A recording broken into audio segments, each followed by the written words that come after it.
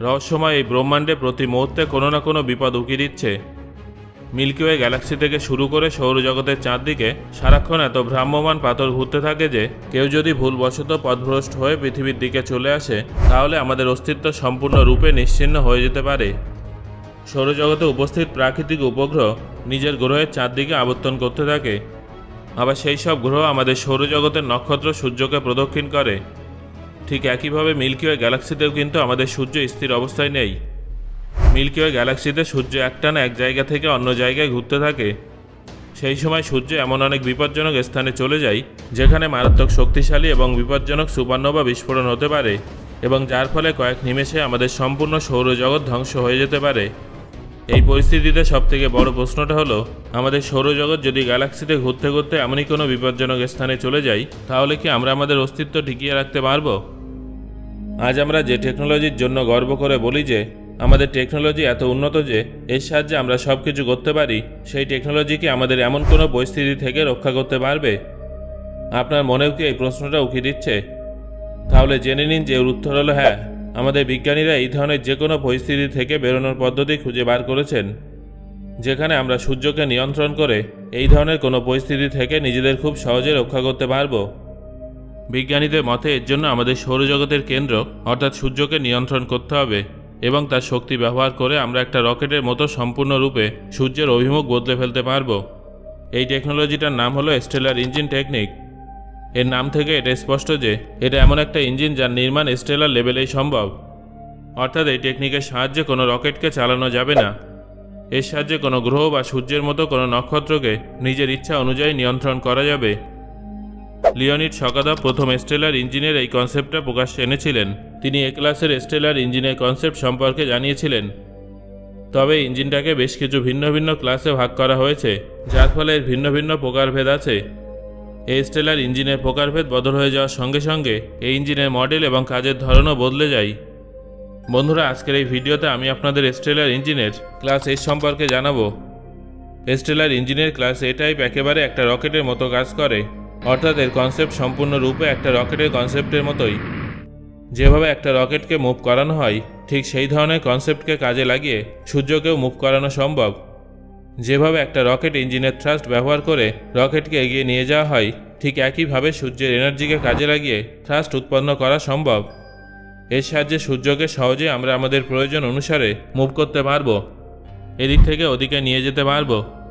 সূর্যকে ক্লাস এ টাইপের স্টেলার ইঞ্জিনে পরিবর্তন করার জন্য সবার প্রথমে আমাদের একটা বিশাল বড় স্ট্রাকচারের প্রয়োজন হবে। সূর্যের আকারের ভিত্তিতে সেই স্ট্রাকচারের আকারও অনেক বড় হবে। এই ধরনের বিশাল আকার স্ট্রাকচারকে সূর্যের দক্ষিণ মেরু অথবা উত্তর মেরুতে এমনভাবে সেট করতে হবে যাতে সেটা সূর্যের চারদিকে প্রদক্ষিণ করার পরিবর্তে সেই জায়গাতেই স্থির থাকে। এই স্ট্রাকচারটাকে ব্যালেন্স করার জন্য নক্ষত্রের টেকনিক ব্যবহার করা যেতে পারে। নক্ষত্রের ভিতরের পৃষ্ঠকে দ্রুত গতিতে বাইরের দিকে ধাক্কা দেয়, কিন্তু তা সত্ত্বেও একটা নক্ষত্রের মধ্যে বিস্ফোরণ হয় না। আসলে একটা নক্ষত্র তার ভিতরে এনার্জি বাইরের দিকে ঠেলে দেয়, অন্যদিকে তার মাধ্যাকর্ষণ তাকে কেন্দ্রের দিকে আকর্ষণ করার চেষ্টা করে। যতক্ষণ পর্যন্ত এই উভয় শক্তির মধ্যে ভারসাম্য বজায় থাকে ততক্ষণ পর্যন্ত নক্ষত্র স্থির থাকে। এই বিষয়টা ব্যবহার করে সূর্যের উত্তর মেরু অথবা দক্ষিণ মেরুতে লাগানো স্ট্রাকচারকে স্থিতিশীল রাখা যাবে। এই স্ট্রাকচারটাকে ব্যালেন্স করার জন্য তার রেডিয়েশন প্রেশার এবং মাধ্যাকর্ষণ শক্তি প্রয়োগ করা হবে। সূর্যের কেন্দ্র থেকে বাইরের দিকে নির্গত রেডিয়েশন প্রেশার এই স্ট্রাকচারটাকে বাইরের দিকে ধাক্কা দেওয়ার চেষ্টা করবে এবং সূর্যের মাধ্যাকর্ষণ শক্তি একে কেন্দ্রের দিকে আকৃষ্ট করার চেষ্টা করবে, যার ফলে এটা সূর্যের মেরুতে সম্পূর্ণরূপে স্থিতিশীল থাকবে। সূর্যের এই উভয় ফোর্সই অত্যন্ত শক্তিশালী হয়ে থাকে। তবে সূর্যের মেরুতে লাগানো স্ট্রাকচার যাতে অনেক হালকা এবং শক্তিশালী হয় সেদিকে নজর দিতে হবে। এটা অ্যালুমিনিয়াম অ্যালয় জাতীয় ধাতু দিয়ে তৈরি করা যেতে পারে। এই স্ট্রাকচারটাকে এমনভাবে ডিজাইন করতে হবে যাতে তার সাহায্যে সূর্যের কেন্দ্র থেকে বাইরের দিকে আসা রেডিয়েশন প্রেশার এই কাঁচটার মতো উজ্জ্বল বস্তুর সাথে ধাক্কা খেয়ে পুনরায় সূর্যের দিকে চলে যায়। এর সাহায্যে এত বেশি ফোর্স জেনারেট হবে যে আমাদের সূর্য দ্রুত কাঁচের উল্টো দিকে চলে যাবে। তাই এর জন্য যে স্ট্রাকচারটা তৈরি করা হবে সেটা একটা বাটির আকারে না বানিয়ে চামচের উপরিপৃষ্ঠের মতো তৈরি করতে হবে। যদিও এই পদ্ধতির সাহায্যে দ্রুত গতিতে সূর্যের অভিমুখ বদলাবে না, তবে যে গতিতে সূর্য নিজের অভিমুখ বদলাবে সেই গতি আমাদের অস্তিত্ব টিকিয়ে রাখার জন্য যথেষ্ট। সেই সঙ্গে আরেকটা প্রশ্ন উঠে আসে, আর সেটা হলো সূর্যের পাশাপাশি এই ধরনের স্ট্রাকচার কি আমাদের সৌরজগতের সমস্ত গ্রহের মধ্যেও যুক্ত করতে হবে? আমরা জানি যে আমাদের সৌরজগতের প্রায় 99% ভর সূর্যের মধ্যে আছে, যার ফলে এর মাধ্যাকর্ষণ শক্তি অনেক বেশি। এটা এতটাই শক্তিশালী যে বুধ থেকে শুরু করে নেপচুন এবং প্লুটোর মতো গ্রহ এর মাধ্যাকর্ষণের কারণে এর চতুর্দিকে আবর্তন করে। অর্থাৎ এটা বললে ভুল হবে না যে সূর্য আমাদের সৌরজগতের সমস্ত গ্রহ থেকে শুরু করে সমস্ত অবজেক্টকে নিজের সঙ্গে বেঁধে রাখে, যার ফলে আমরা যখন সূর্যকে স্টেলার ইঞ্জিনে বদলে ফেলব এবং তার অভিমুখ বদলে ফেলব, তখন সূর্যের পাশাপাশি সমস্ত গ্রহের অভিমুখও বদলে যাবে। তাই সৌরজগৎকে যে কোনো বিপদের হাত থেকে রক্ষা করার জন্য শুধুমাত্র সূর্যের অভিমুখ পাল্টে ফেললেই চলবে। এখানে আপনাদের মনে আরেকটা প্রশ্ন আসতেই পারে যে এই স্ট্রাকচার কত দ্রুত সূর্যের স্পিড বদলে ফেলতে পারবে। বিজ্ঞানীদের মতে যখন এই স্ট্রাকচারটা সূর্যে প্রায় 1 লক্ষ বছর অতিক্রম করবে, তখন এর কারণে সূর্যের উপর এত বেশি প্রেসার ক্রিয়েট হবে যে এটা সূর্যকে প্রতি সেকেন্ডে প্রায় 20 মিটার গতিবেগে এগিয়ে নিয়ে যাবে। এইভাবে যখন এটা সূর্যে প্রায় 10 লক্ষ বছর অতিক্রম করে ফেলবে, তখন এটা সূর্যের স্পিডকে প্রায় 0.03 আলোকবর্ষ বাড়িয়ে তুলবে। এই গতিবেগটা আপনাদের কাছে অনেক কম বলে মনে হলেও সূর্যের মতো বিশালাকার অবজেক্টের পক্ষে এই সংখ্যাটা অনেক বড়। এইভাবে 1 বিলিয়ন বছর পরে এই স্পিডটা প্রতি সেকেন্ডে 20 মিটার থেকে বেড়ে প্রায় 20 কিলোমিটার পর্যন্ত পৌঁছে যাবে। সেই সময় আমরা গ্যালাক্সিতে প্রায় 34,000 আলোকবর্ষ দূর পর্যন্ত অভিমুখ বদলে ফেলতে পারব, অর্থাৎ আমরা গ্যালাক্সিতে প্রায় 1/3 অংশ পেরিয়ে যাব। সূর্যকে একটা স্টেলার ইঞ্জিনে বদলে ফেলার দ্বিতীয় পদ্ধতির নাম হলো ক্যাপল্যান থ্রাস্টার। এর জন্য আমাদের একটা বিশাল বড় স্পেস স্টেশনের প্রয়োজন হবে। একটা স্পেস স্টেশন চালানোর জন্য প্রচুর এনার্জির প্রয়োজন হয় এবং সূর্যের অভিমুখ বদলানোর জন্য স্পেস স্টেশনে অনেক বেশি মাত্রায় এনার্জির প্রয়োজন হবে। এর জন্য স্পেস স্টেশন ডাইসন স্পিয়ারের সাহায্যে এনার্জি পাবে। এর ফলে স্পেস স্টেশন এতটা এনার্জি পাবে যে স্টেশনের ভিতরে নিউক্লিয়ার ফিউশন রিয়াকশন শুরু হয়ে যাবে।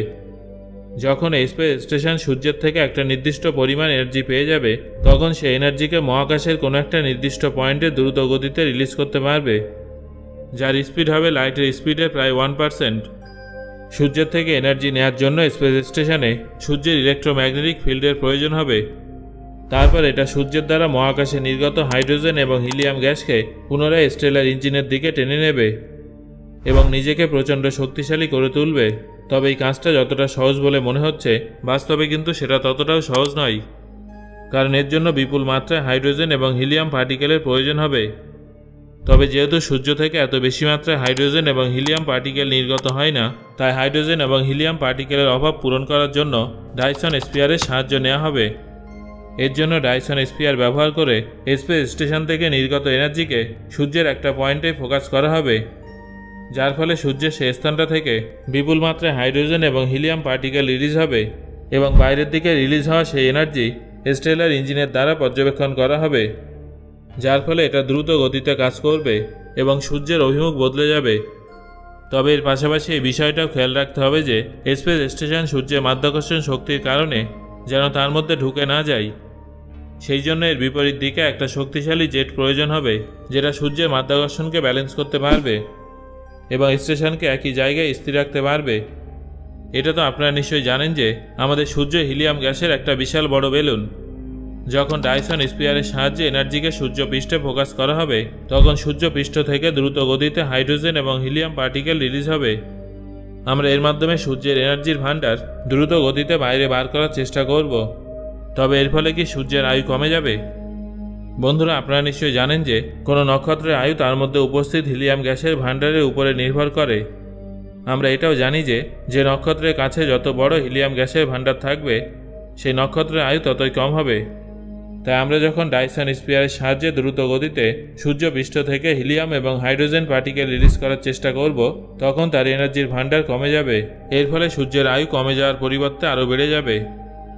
এইভাবে আমরা সূর্যকে একটা স্টারশিপে বদলে সম্পূর্ণ সৌরজগতের অভিমুখ পাল্টে ফেলতে পারবো এবং পৃথিবীকে মিল্কি ওয়ে গ্যালাক্সির বিপদ থেকে রক্ষা করতে পারবো।